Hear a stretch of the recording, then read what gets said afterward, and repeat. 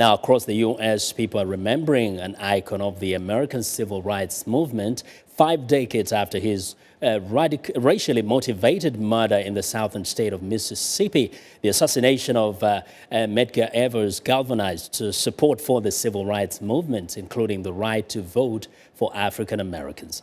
VOA's Chris Simpkins reports from Jackson, Mississippi. 50 years ago, Medgar Evers was fighting for equal rights for African Americans in Mississippi. MYRLIE Evers worked by her husband's side.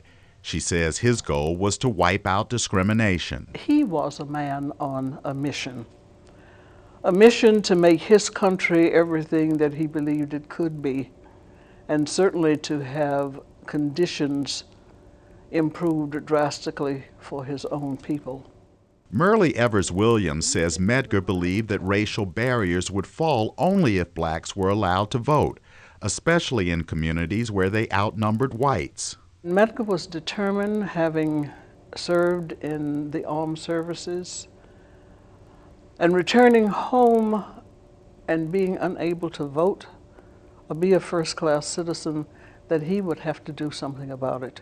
As a field secretary for the NAACP, the largest civil rights organization, Evers and others like Reverend Willie Blue registered thousands of blacks in a matter of months. We went out into the cotton fields and the byways and highways and everywhere that we could get people to vote.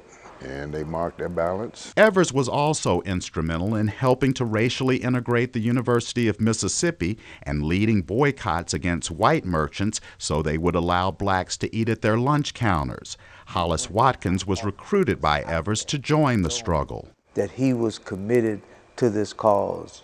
You knew that he was not, as we would say, a fly-by-night person, but he was going to be there and would be there for the long haul. That made you feel good. In 1963, Jackson, Mississippi was the hotbed of mass demonstrations. Frankie Adams Johnson demonstrated with Medgar Evers. She says his work made him the target of death threats from white racists. Not to say that he was not concerned for his life, but he had a passion for what he did, you know. That kind of went beyond selfishness. On the evening of June 12, 1963, Medgar Evers returned to his home. He got out of his car and was killed by an assassin's bullet. Evers was shot by Byron de la Beckwith, a white supremacist. It took 31 years and 2 trials to convict him. Evers Williams remembers her husband saying, "You can kill a man, but you can't kill an idea." He believed it to the death. He sacrificed his life, and he did it willingly. Not that he wanted to die, but he knew that it would take everything that he could give and others could give to prompt America to accept all of its citizens as just that.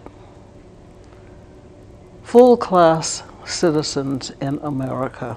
Now 50 years after his death, Evers Williams says her husband is still inspiring people to continue the work for justice and equality. Chris Simpkins, VOA News, Jackson, Mississippi.